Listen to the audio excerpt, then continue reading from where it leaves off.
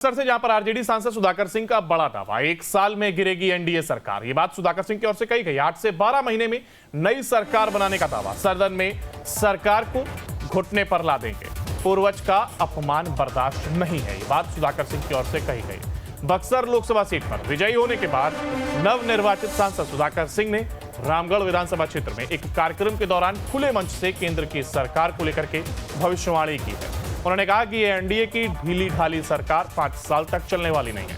RJD सांसद ने कहा कि आप लोग चौंकिएगा मत, क्योंकि आने वाले 8 से 12 महीने के भीतर देश में नई सरकार बनेगी। उन्होंने कहा कि मैं दिल्ली में 2 दिन रुका और इस दौरान दर्जनों मीडिया ने मेरा इंटरव्यू लिया, लेकिन किसी भी चैनल पर मेरी आवाज को दिखाया नहीं गया। आप लोग देखेंगे कि जब जुलाई में सदन चलेगा तो डंके की चोट पर कह रहा हूं कि इस देश की सरकार को चंद दिनों में ही मेरे जैसे नौजवान सांसद सरकार को घुटने पर ला देंगे। उन्होंने कहा कि सदन में सरकार को करारा जवाब दिया जाएगा। सांसद सुधाकर सिंह ने आगे कहा, सुनने में आया है कि महात्मा गांधी और BR अम्बेडकर की मूर्तियां देश की संसद से बाहर कर दी गई हैं। मैं दिल्ली के सड़क पर कई महत्वपूर्ण संसद सदस्यों के द्वारा सुना है।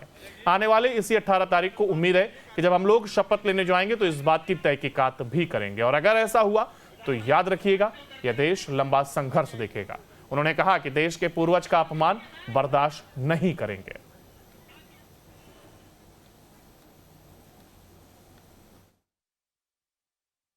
अगले जुलाई में आप देखेंगे जब सदन चलेगा तो डंके के चोट पे मैं कह रहा हूं कि देश की सरकार को चंद दिनों में ही मेरे जैसे नौजवान सांसद देश में चुन के आए इंडिया गठबंधन के, हम लोग घुटने पर ला देंगे। इस विश्वास को रखिए। इस देश में समाजवादी सरकार, धर्मनिरपेक्ष सरकार की बात संविधान के जरिए हुआ था।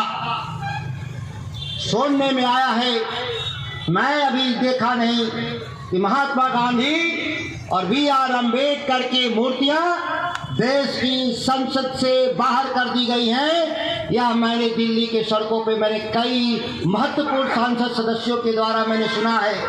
18 तारीख को जब हम लोग उम्मीद है कि शपथ लेने जाएंगे तो इस बात की तहकीकात भी करेंगे।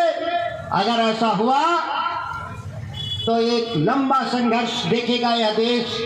याद रखिएगा, क्योंकि आपके जो पूर्वज हैं जिन्होंने देश के नेतृत्व किया आजादी का, उनके साथ अगर ऐसा अपमानजनक सलूक हुआ होगा